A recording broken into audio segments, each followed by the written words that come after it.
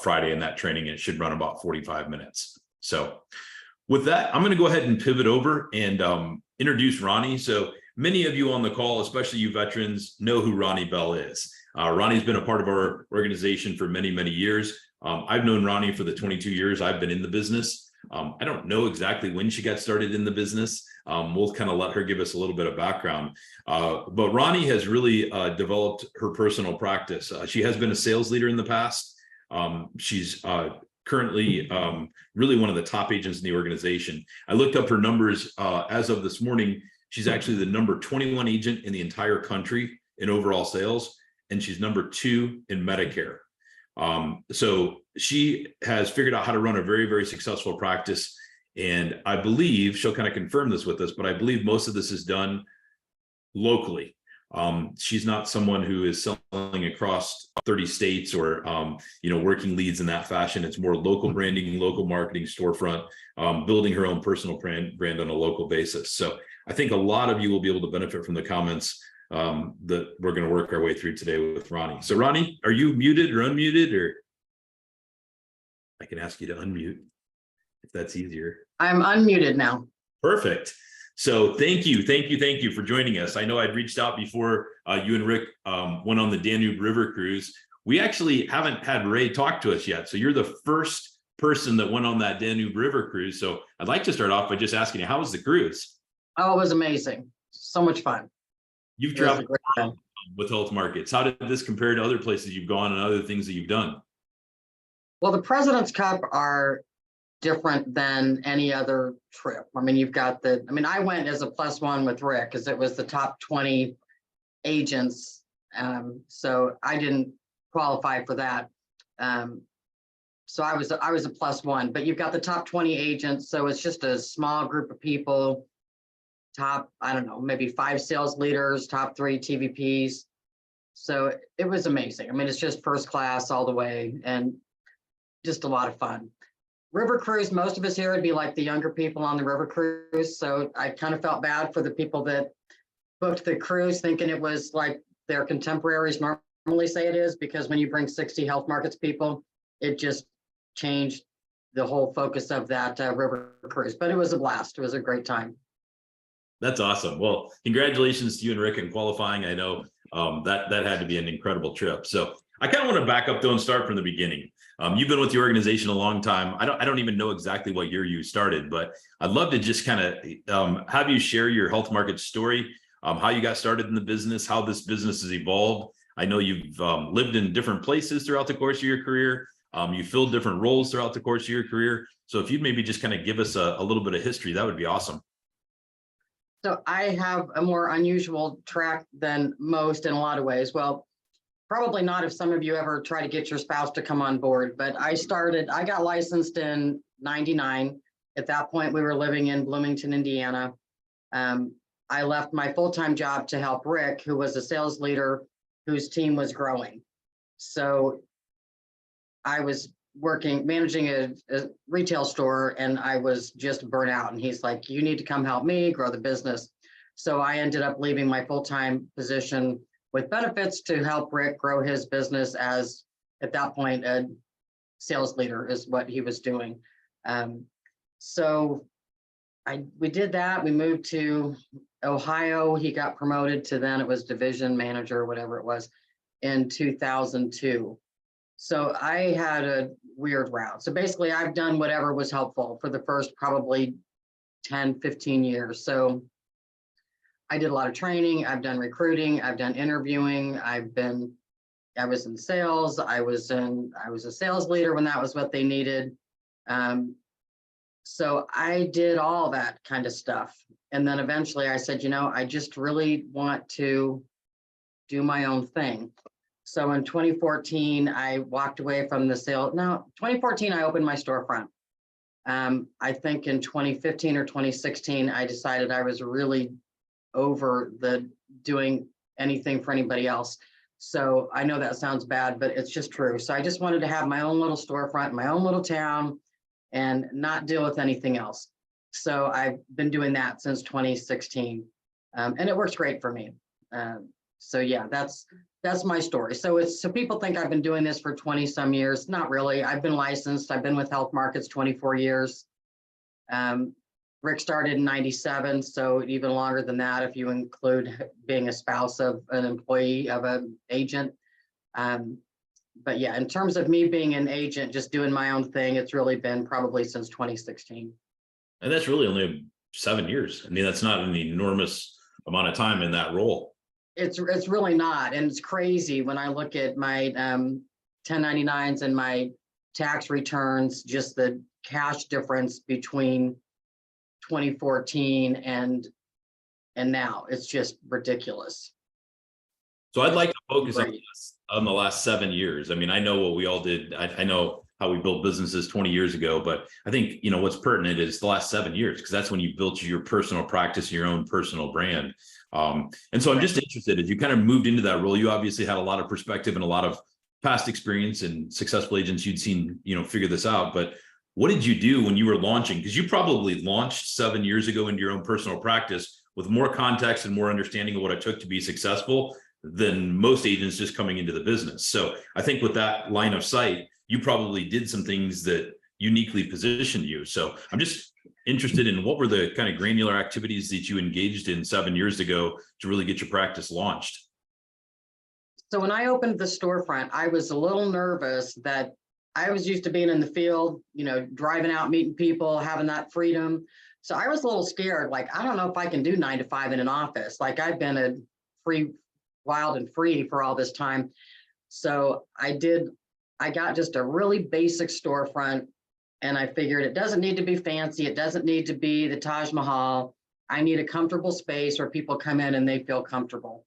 So I opened up this storefront really lean. Like I found Craigslist, who was just dumping a lot of furniture that I could buy cheap and bring into here and make sure I liked it for 2 years and then go forward. So that was one thing. You don't need, if you're looking at a storefront, you don't need a Taj Mahal. You don't need a $40,000 business loan. I got a basic office with basic furniture, and clearly it's changed through time, but that was the first thing. The second point was I brought my retail background, which is you have to market. You can't just open a storefront, throw a Health Market sign and be like, okay, people, I'm ready, come beat down the doors, because it doesn't work that way. So the most granular thing I did from the beginning is market. And really it was marketing myself. Like I wanted to be deep. I always say I want to be deep rather than wide.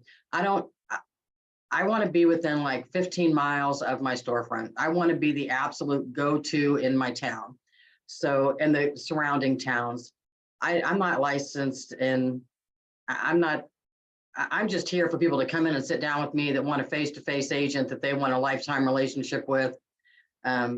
That's what I want. So that's how I've always marketed. So part of that, in the beginning, you have more time than money, right? I don't know how new people are on this call, but what I'm spending now versus the beginning, totally different scenario. I did every event I could do. So when they would have anything I go to the church, it's like a half a mile from here. I did every health fair, anything they asked me to do, I would do. I'm on the take home folder. I'm still on there probably. I was on the bingo thing. I was on the take home folder. Any wellness fair, any outdoor fair, anything that they had that I could get out a table and get in front of people, I would do. Local 5Ks, I'd support those and do those. Anything I could do to get out in front of people in my town, whether it was through church or the chamber or anything, I was at everything 100%. One of the other things that I've learned early is you look at branding, you've really got to be your brand. So I think people probably thought I wore nothing but green and blue ever. And every single advertisement, my profile pictures, when I went out in public, any B&I group, I always wore blue and green because you're that brand every time they see you. And it's easier for people to recall you and associate who, like, I know that person looks familiar. Who are they with? If you're always wearing the colors.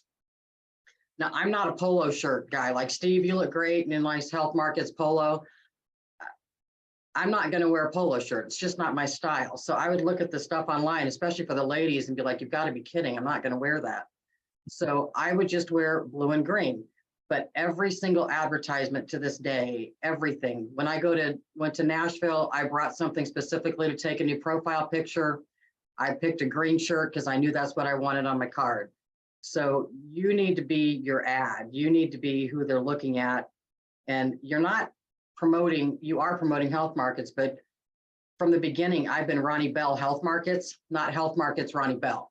So your name needs to be first. You got to lead with you and who you are. And every single piece you do, you've got to have that picture in there so that they recognize that brand.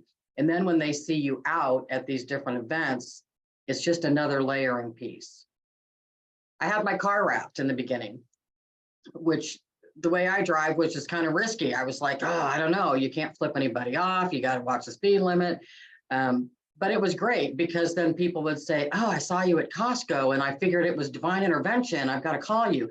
But if you go park it, you could go leave your car at Costco for 5 hours on a weekend, go do some family stuff, and you're going to get some leads. I park in the driveway because Rick is spoiled. So I don't know, even in the snow, I park outside. She's talking about that, Silas, because I'm not spoiled like that. But I'd have people come over, like come in the storefront. Yeah, I saw your son playing basketball. We live in a subdivision, but people still come in and say, I saw your car. And it's probably been at least 6 years since I had a car wrapped. But some of that basic stuff that is just, it's a constant advertisement. If you got kids in sports and all you're doing is running around town and you're chasing those kids and you're trying to fit things in between and make your life work, get your car wrapped. You are advertising all the time to the right market, like all the time. So that was some of that early granular stuff that I tried to be in. So I'm curious, how in the last 7 years, how many offices have you had? Have you upgraded your office once, twice? How many? I have not moved. I hate moving. As a kid, we moved like every year. I hate moving. So I probably this year, so I have upgraded the interior a lot. So when it was just a shoebox, like I had just, what are those things called? Like stanchions, cubicles. I had those like painted Health Markets colors for a long time. And then I upgraded furnitures, desks, and finally I put walls up for last year. And then now I need to divide that again. So I've got somebody coming back out to see if we can do a quick thing here before open enrollment so I can add another person that has a little more privacy.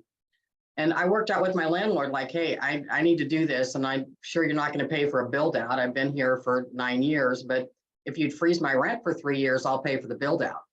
So he did that, which is great. So sometimes you can work with your landlord that way so that I don't, he wants to keep me. I pay my rent on time. I'm easy peasy. But I've also got a great deal here. So I pay about the same as I have since 2014 when I came in here. So yeah, and I may eventually have to, depending on what happens with sub-agent stuff. I'm at about capacity right now. Yeah. I'm a little worried for enrollment. Like I have a sub-agent now, so we're gonna have more people waiting than one. So yeah, new problems. Yeah. So the other thing that I'm hearing you say, and I think this is very true, and I think Rick and your entire organization does a good job of local marketing. But what I'm hearing you say is there's not a single magic bullet. It's all about layering and having multiple irons in the fire, right? Oh, you have to. And it is the biggest mistake I think a lot of people make in the beginning is you run something once and you say, it didn't work. I tried postcards once and I only got like 3 people calling in, it doesn't work. Or I was in the church bulletin and I didn't hear anything, it doesn't work. It doesn't matter what it is. If you do one thing for a short time, it's not going to work. It's brand layering. They've got to see you multiple places. So now when people are calling in and we ask, how did you hear about Roni? They're normally saying 3 things. Oh, I saw her at church. And then of course my friends told me about it. And then my neighbor. And then I also saw you on. So if you just do one thing shortly, don't expect to get much out of it. You have to keep it going. And they've got to see you in a couple places because that just lends credibility to your brand. And I'm sure with all that local marketing, you're leveraging Lead Connect dollars to pay for a lot of that, correct? Oh, absolutely. What's your monthly spend? Do you mind sharing? Right now it's about 10,000. 10,000. I spend 2,500. I wrote it down. Let's see. I spend 2,500 on TV a month. I just added 1,000 for search SEO optimization. I do Valpak, turning 65, and monthly inserts, and I spend probably about 3,500 with them. I'm in a couple of church bulletins, any of the ones that will let me, if they let me come in and do like Medicare 101s, then I'll support their bulletins if they let me do other stuff. So I'm probably in 3 church bulletins. I'm in the senior, like at the rec center where they give the seniors the schedule for silver sneakers and all that stuff. I'm in their bulletin. I'm in the office for aging so that they send me people all the time. I'm on a, what's it called? Pharmacy bag. When you pick it up, they go pick up their drugs. I'm on that. And I bought out like 2/3 of it rather than just a little one, because people buying drugs need health insurance or Medicare. I'm on like the annual magazine, like Brunswick annual magazine that lists the businesses in town. I'm in that. Anything, what I looked for initially is anything that I keep. So if you get mailed stuff in the mail, marketing things, if there's the one magazine or the one thing you're like, oh, I like this, I'm going to hang on to this because I might need to look at it again, then those are the things that I tend to advertise in. The cheap, I do Money Saver because it's cheap. It's like, I don't know, $50 a month or 65 or something cheap. That's good for like Medicaid redetermination because it tends to be a little lower income that really hang on to that Money Saver and look at it if you have something like that, just the cheap coupon things. That's a good Medicaid ad space. So yeah, that's mostly, I think, what I do. Oh, I do local tables. I love Mexican food. So I'm on the, of course, with your picture and the QR code, I'm on the Mexican table in town. So any of those places that have tables that you can put your ad on that are cheap, I do that in a couple of restaurants locally. People need to be tired of seeing your face. Right. I don't know if many of our agents have done Valpak. You want to tell them what that's all about? You mentioned that. Yeah, so Valpak is those envelopes that you get, once a month. That a lot of them, initially I was like, that's stupid. We don't have coupons. I'm not going to be able to give them a free anything. You can't do that. So I thought it wouldn't work, but I decided I'd give it a try for a year. So Valpak is just coupons. So people always look at it because they want the pet supply place, they want the Mexican place up the road. They've got their ones that they look at every month. And I change the ads. Most of the year it's Medicare. Every now and then I'll throw in some life insurance or I'll change it up to that Medicaid redetermination. But I do get quite a few people that look at those ads and those envelopes. And most everybody now in our area is using Valpak. I mean, most of the areas are taken at this point. Because the Valpak lady came and said, thank you, I got a new kitchen this year. I appreciate you. So she got a new kitchen. I got a bottle of wine. It was awesome. But so pretty much here, our areas are taken because they only do really one per area. So I've been doing that for, I don't know, 5 years, 8 years. I don't even know. And just so you guys know, that's VALPAK. And you can go out and just Google it. There's actually marketing collateral and marketing on demand that we've already, Roni and her team have built out that we can use, which is awesome too. So I've heard a lot of good things about Valpak. I want to talk about the Medicare 101 seminars. You mentioned churches, but are you doing a lot of seminars like that, just educational events? And if so, how are you setting those up and are they working? In the beginning, I did a great job with them. And after COVID, I've not really done them. So in the beginning, I would do, I would try to let them get me in the summertime, like fall before open enrollment, just to do a Medicare 101 and say, I'll come back again once we're in season. But that way people felt like they couldn't buy anything if they wanted to.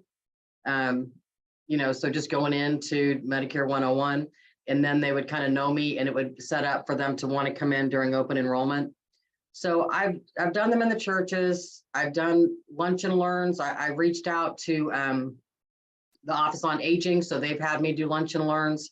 I've reached out to some of the local 50 and over places, and they need speakers. I mean, that's part of what they do is bring people in to talk about stuff. So I've done things at those places. Catholic Charities knows me from part of it is I do as many health fairs as I can. And part of that health fair is getting in front of people. But the other part is you got to bring somebody else with you. You got to walk around and talk to those people. You know, I talk to the Medicaid office. I'm talking to the Office on Aging. I'm talking to the Catholic Charities. I'm talking to everybody that is there on these 50 and over places saying, hey, do you ever need someone to come in and, you know, entertain your people and answer some questions and, you know, reduce confusion? They're like, oh, yes. So for them, I'm doing them a favor. So when you work those fairs, talk to everybody there, the vendors, go early, stay late, have somebody else at your table so you can talk to. I get as much out of that than I do just expecting to have somebody walk up and say, okay, I'm going to come in and write an app next week. I mean, it's really about building those relationships, and you see the same people all the time. So they know that you're in it and you're staying in it. You're not just a flash in the pan. Yeah. So a couple of quick questions in the chat box. Kevin asked about what presentation materials you're using for Medicare 101. I'm old school and boring. I use Medicare, and you know, I'm just a rule follower. I use Medicare 101 off of insurance.gov. I use the old style. This is what, if you went to an OSHIP or, you know, the whatever they call it in your area, ours is Ohio Senior Health Insurance. If you go to one of those places and they're going to be showing you a Medicare 101, that's what I use. And then Michelle asked about with new regulations around educational seminars for 24, is that going to change anything or what you're doing there? It sounds like that's not a huge piece of what you're doing today necessarily, but do you have any comments on that? It won't change it for me at all, because I wasn't doing, every year I thought about it and didn't do it because I waited too long probably, but you know, a lot of people were doing the seminars, like the reviews, and then signing people up afterwards. I've still been in the last couple, since COVID, I've not done a Medicare 101. So everything's been one-on-one. So that's not going to impact me at all.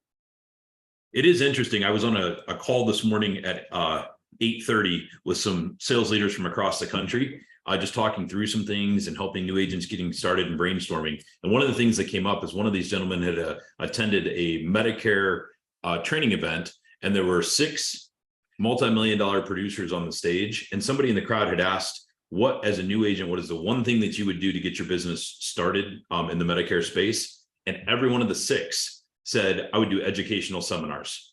And so I do think there's something around educational seminars, you know, finding that local library, finding that church, those places. Oh, absolutely. You can do it for free, and then having some consistency. I don't think it's a one-time shot. You do it and then you walk away. I also don't think I think you can avoid all of the new regulations, Michelle, by not enrolling people there. It's just educational. If they want to leave, give them a card if they want. Don't push anything on them. Let them walk away with the business card, and if they're interested, they'll come back. But if you do that consistently, more and more people, you know, will begin to show up. We've had some agents that have done that with some success in the past. I don't think anybody has really done it consistently, though, over an extended period of time. So that's certainly something worth thinking about. So I'm just kind of getting into the details of your business, Roni. You're obviously running a tremendous practice, being, you know, 21 in the country right now, year to date, and number 2 in Medicare. So just like logistics, day-to-day operations, how many appointments are you running during the rest of your, so outside of open enrollment? And then how many appointments do you run per week during open enrollment on average? So the setup that I have in the summertime is I'm generally here 9 to 5. So the way that we set it up is I go into like my Google Calendar and I put green spaces like Roni open appointment. So I have an admin. So when they look at my schedule, I don't run an appointment at 9 unless I absolutely have to. So my first one's at 10. So I'm a slacker that way. I'm sure I could do more if I started at 9, but I don't want to. So 10, 11, 12, 1 o'clock, I have a lunch, which is really, I don't leave. I just don't take an appointment at 1. 2, 3, and 4, Monday through Thursday. Fridays, if everything is filled Monday through Thursday, then I'm willing to work a Friday, but I'm not working Friday if I'm not fully filled Monday through Thursday. We have a lake house in Michigan. I'd rather leave Thursday night. I'm not going to stick around to have a Friday at 2 because one person wants to come in then when I had an open appointment Monday through Thursday. So that's my setup for the summertime. I try to take every Friday off. If it's the end of the month, then obviously that's not going to work.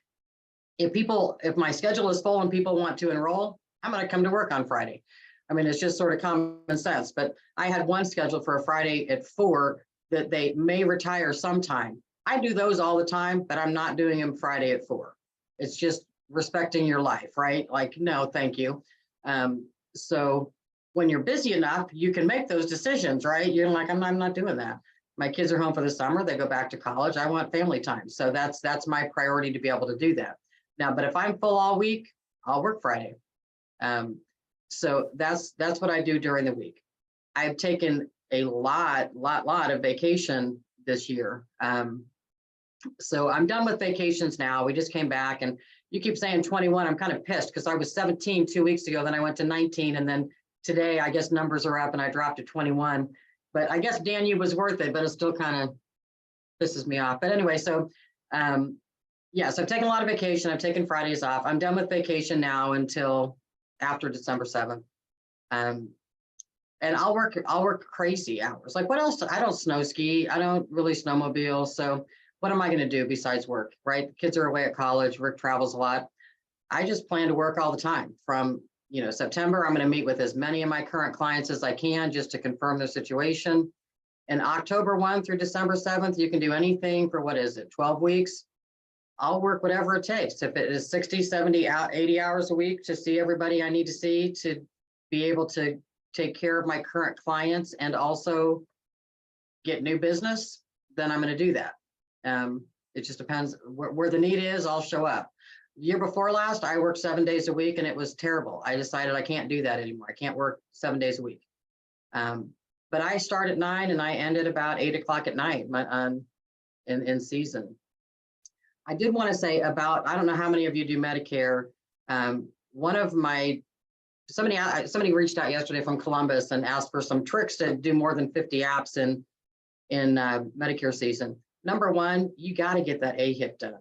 So the minute AHIP launches, like, I don't care if I have to pay, and if I had to wait a week, if I could do it and pay for it, or wait a week and get it for free, I will pay and do it the first day, because I'm neurotic about it. Like, you just got to get AHIP knocked out. So day one, knocked out.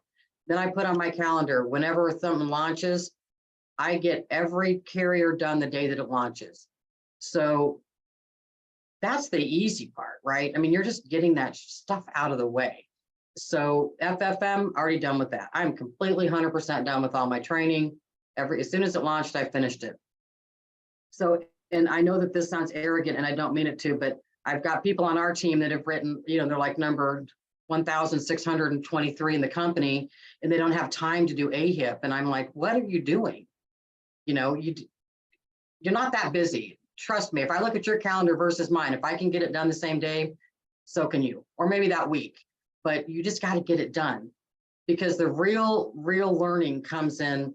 We're going to get these first looks. You're going to learn this business. Same thing with the under 65. It doesn't matter which one it is.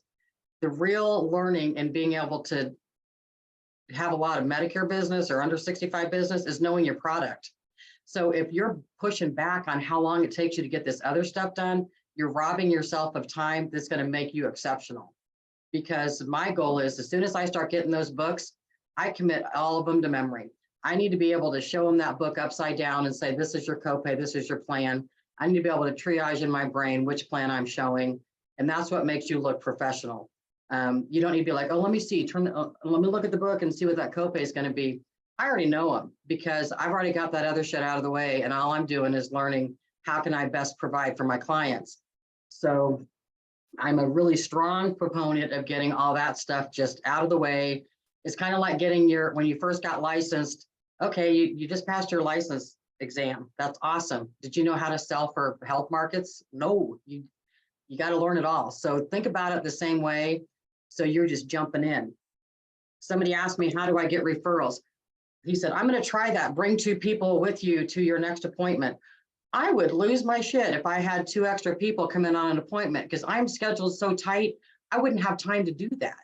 Right. So I'm afraid to do that. I'm sure a better person than me can do that, but that's just not how I can remain calm and in control. But my key is I schedule every available hour from the first hour out. You don't need any holes, no white space, no Swiss cheese in your calendar. Once you hit October 1st or October 15th, your next opening is your next appointment.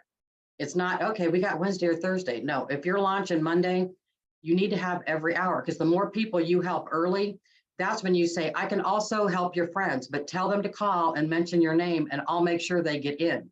It gives them urgency and it makes them feel special that they can tell their friend, I can get, it's like a restaurant, I can get you in. Just make sure you mention my name when you call in.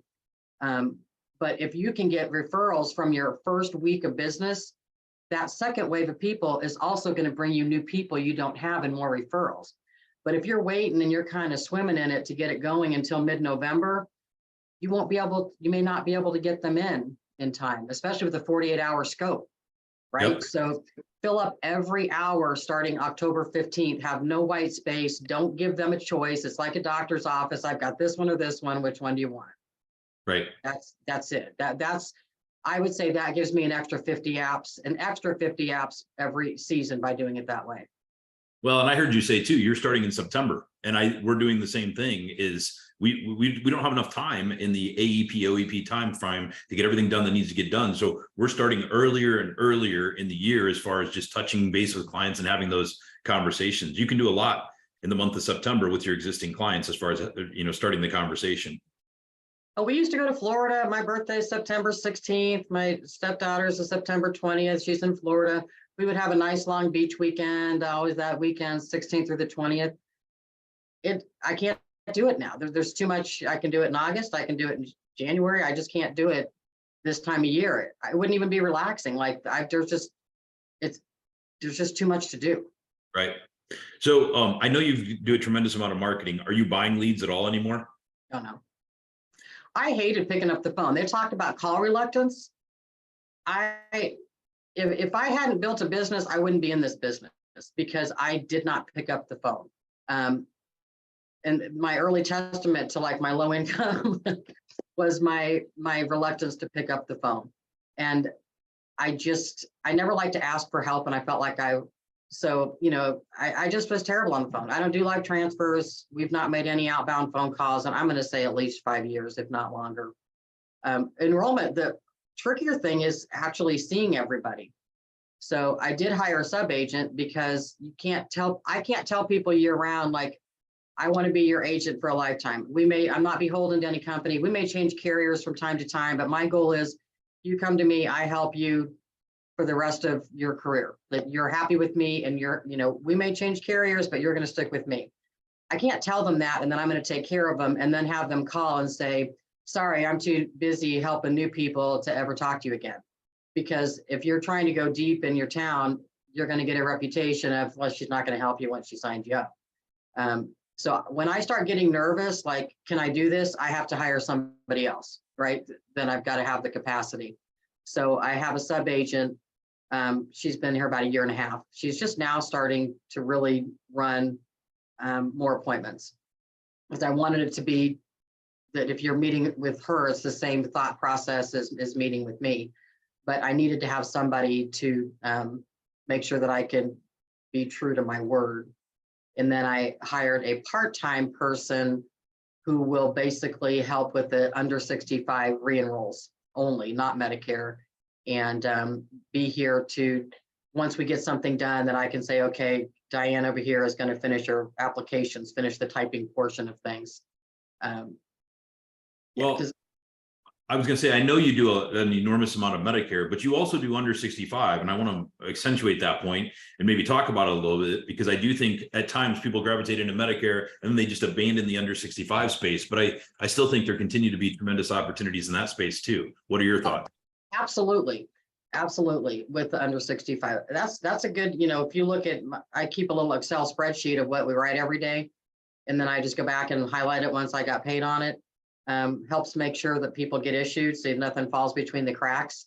But I write how they came about finding me, and a lot of them current clients. I mean, I've been doing this since 2014. Most people have gotten 9 years older. So a lot of those people are under 60, have aged into Medicare. The other thing is that the other reason I really like to still do under 65 is it's hard to get a lot of Medicare. I mean, if you're getting $60 or $70 supplement on a Medicare Advantage client or a MedSup, I think you're doing pretty good. 35, not bad. But you can't get like you can on a family, $400 or $250 or $187. I mean, it's hard to get that amount of supplements on the Medicare side. So it's a great income stream. So it's referral. It's also more referrals. I mean, truth be told, I can't stand doing healthcare.gov, but people need help. I mean, that's the bigger problem, is that I'm a helper by nature. So I feel like someone's got to do it. And I know it better than most people, and I can put them in a better situation. So it's kind of my duty to also help people. I didn't advertise forever for under 65. And then I realized that people were coming in not knowing that I did that, so I decided, okay, they know I do Medicare. I'm going to start throwing in some of that under 65, some of the life insurance, some other things that, especially when I'm on vacation, like life insurance doesn't make the phone ring. So when I would be on vacation, it's a good time to run one of those ads for life insurance. So it's a reminder to them what I'm doing without expecting the phone to ring when I'm out of town. Yeah, good call. So you do cross-sell a lot. I know this. I guess my question is, why do you cross-sell and how do you cross-sell? So it depends on which segment. What do you want me to lead with? You pick. So, I mean, under 65, 9,100 max out of pocket individual, 18.2. I live in a fairly moderate income. I mean, it's a fairly, they call it Brunswick, like if they're making fun of Brunswick, it's not like it's Beverly Hills of Ohio. So I've got a lot of dual income, more blue collar. They're not making a lot of money. So maybe the government thinks they're rich and how much tax credit they get, but in terms of like real life living, if they have to come up with 9,100 2 years in a row, or for both of them, it's going to be a real hardship. So they need it. I mean, at the end of the day, that's really about the supplements, is that they need that to protect themselves. I had somebody come in here, and she was actually a Medicare lady, and she had come in, I don't know, she was just one of those worrying people. So I was like, just come back in like 60 days. Let's just do a review, come back in. So she came back in and she's in this sling. And the first thing I thought is, I hope to hell she has accident plan. So I look it up, and I know she's like over 64. So I didn't know the timing of when she'd been in last, because she would have either, probably not had accident companion due to age. So I looked, and oh, thank God, she has the new Accident Wise program. So this lady, very fit, she runs, blah, blah, blah, but her husband said she was clumsy, so got her an accident plan. She was on a ladder doing something. She didn't fall off the ladder. It was important for her to make sure that we know that. She jumped because she knew the ladder was falling, hit her shoulder. So she had to go to the ER. They did the major test. Her shoulder was such a mess. She had to wait, go to Cleveland Clinic and have a specialist. So she was admitted to the hospital overnight, and she has all this physical therapy. So now you're looking at emergency room reimbursement, right? And then the testing and the hospital stay and 5. And she forgot she had it. She's like, oh yeah, I forgot about that. She was like, I was just thinking it was dental. I kind of forgot about that. It had only been a couple months, because when did that launch? Like March? Right. So I was so excited to do this claim for her. But that's kind of what keeps me going on the supplemental, is when somebody comes in and they're like, Roni, I've got cancer. And oh, thank God, they've got $50,000 coming, or 20, or even 10. I had a lady call up, she was under 65. She was my client, and she was on an HMO through .gov, and it got expensive. So she ended up going with some cheaper version on .gov, not through me actually, but she kept her supplements through me. And she was a little chubby, so she was a GI, guaranteed issue cancer for $10,000. She called and said, now I'm on this plan. I found out I have lung cancer. She's young, non-smoker, lung or liver, one of the L's. And she said, the only place that really I think that I have a shot at surviving it is to Cleveland Clinic, but I can't go there because I went on this cheap plan over here. So I said, well, we got $10,000 that you've got on your cancer plan. I was so happy. That makes me happy, like helping these people and they're getting checks. So that makes me happy. I've made myself unhappy before. Like I used to do cancer, pretty much show on the Medicare side, the cancer plan. And then one of my guys I sat down with not long after that had out of the blue a heart attack. And then I realized I can't pick what illness they may die from. So you got to offer it all. You know, you got to offer heart attack and stroke and critical condition rider. And if they don't want it all, they don't want it all. But it's not up to me to decide what they might die from. So I've learned my lessons both ways. One, from feeling really crappy, and then also from, because I knew I didn't present heart attack and stroke. I knew we were talking about cancer. It had not been that long before. And also the other side where I get to give people really good news. Yeah, it is. Yeah, it is career changing to be able to drop cash in people's laps in large sums, isn't it? Mm-hmm. So a couple of other things I just wanted to just chat about in your overall practice. So are there big things that you're changing? I know you said obviously you've added this sub-agent in. Are there other adjustments, tweaks that you're making this year or have made this year? I know as we grow, it's obviously you got to build the infrastructure underneath that client base. But is there anything unique you're doing or different that you're doing this year? This year, other than really adding a sub-agent, I mean, that's been the biggest difference for me, is still having a full-time admin and having a sub-agent has been critical for me, so that I'm able to spend more time doing what I love, which is solving problems with clients. I don't deal much at all with customer service anymore. I want my front desk to get their arms around it. Kind of like in a restaurant, you've got your front of the house and your back of the house.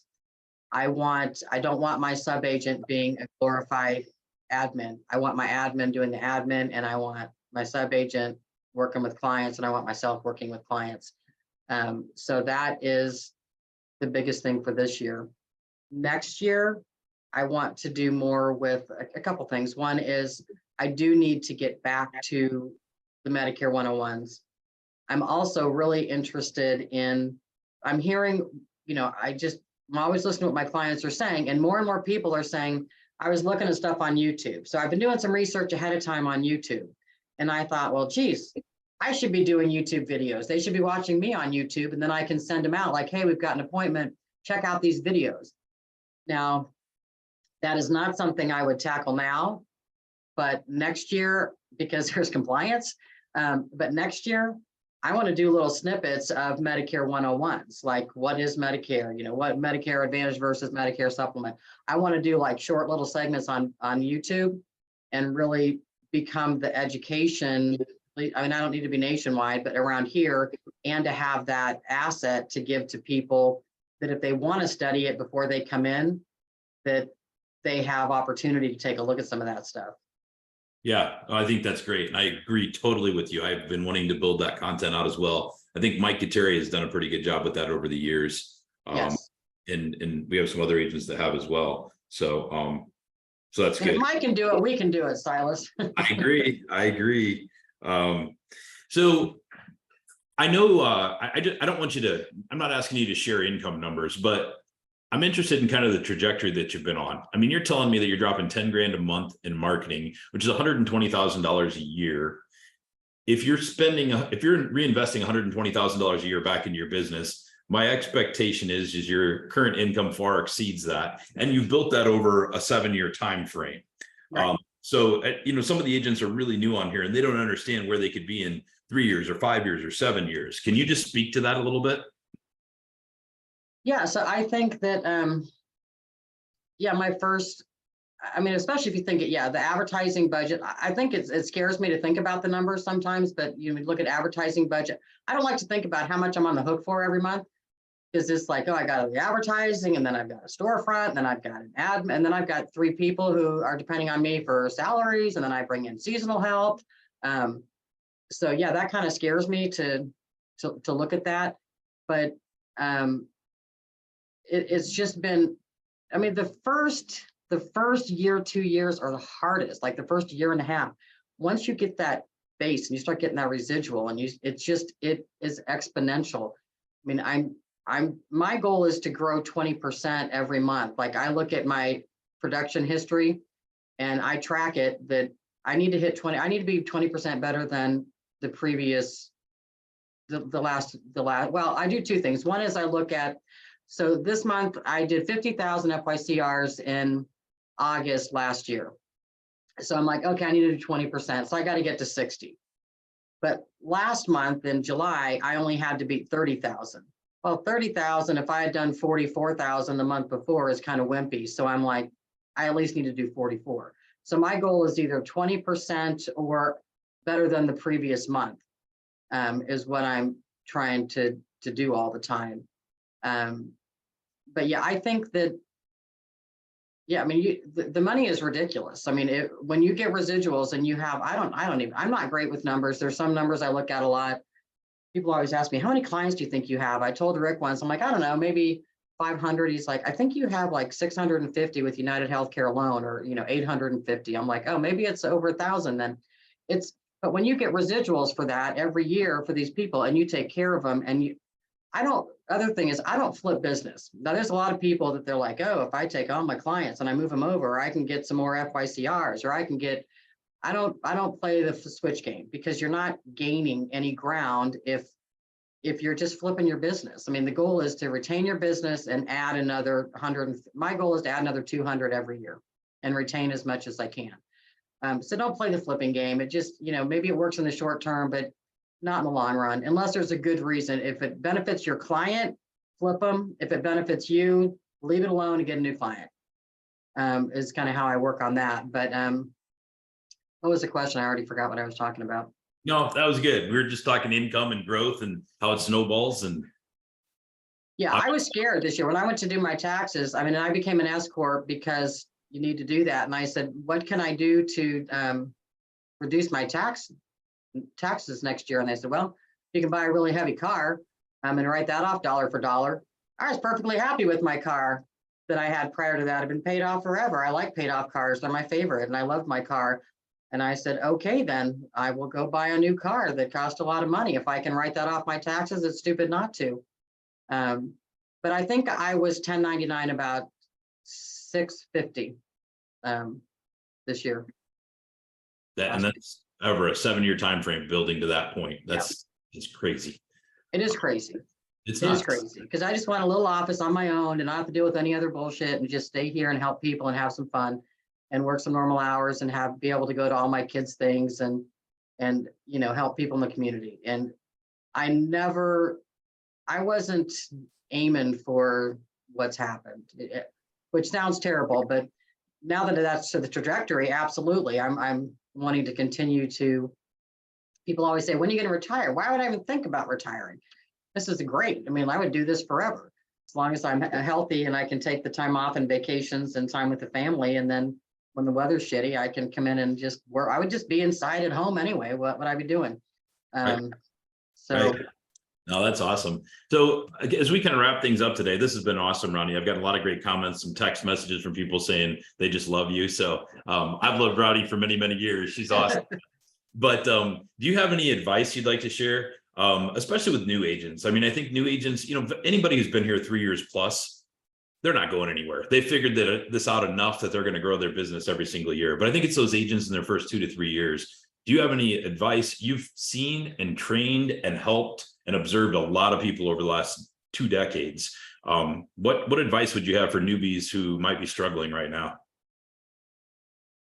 I would say, number one, reach out to your sales leader or Silas or a fellow agent or somebody that can help move you in the positive direction.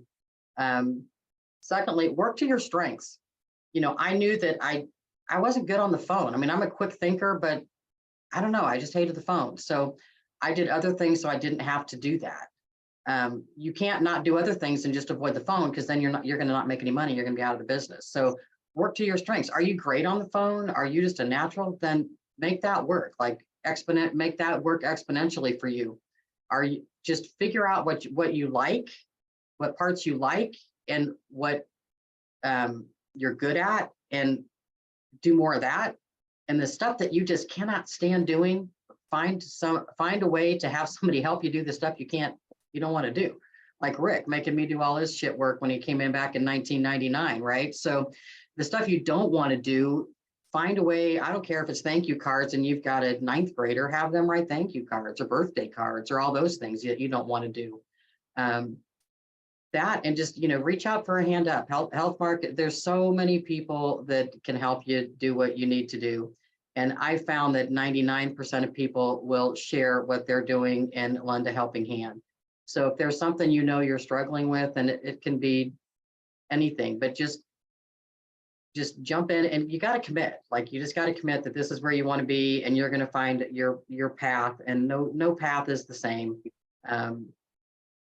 So that's what I would say. Be honest with yourself. What do you like? What don't you like? How can you do more of it? And do a better job from the beginning of kind of what's your vision of where you want to be, and work to get there. That makes it a lot easier. So you know why you're getting up every morning and doing what you're doing. Yeah, well, I can definitely echo that after, mentoring hundreds of people over the years, that nobody's path is the same, right? You got to figure it out. You got to figure out what's going to work for you. When you look around across the 80 or 100 agents that are a part of our territory, and the 2,200 or 2,500 agents that are a part of the national organization, there's a tremendous amount of people out there, talented and untalented, who are figuring this out. Some of them are doing it because they're talented. Some of them are doing it because they work their asses off. And then some of them, a combination of the two. But, it takes massive action to get something off the ground, in my opinion. And I think it's really cool to see the results of what the massive action you took 7 years ago to kind of get where you're at today. So, so thank you, Roni. We really appreciate you joining us today. I have an hour of your time. I owe you cocktails next time we get together. I'll always drink them. I know you will. So yeah, if they have any follow-up questions, it's just Roni.Bell@Health Markets. I'm happy to talk to you, or email, or whatever you want to do. You're awesome. Okay, tell Chris. Appreciate you. Yep. Okay. Have a good week. Everybody, thank you for being here. Bye, hopefully guys. you and Roni. I hope y'all have a strong week. Make sure you get something on the book. That's always the key, is putting something every single week. Absolutely. And get above 21. Bye. Yep. All right. Take care, everybody. Have a good Tuesday. Thanks for being here.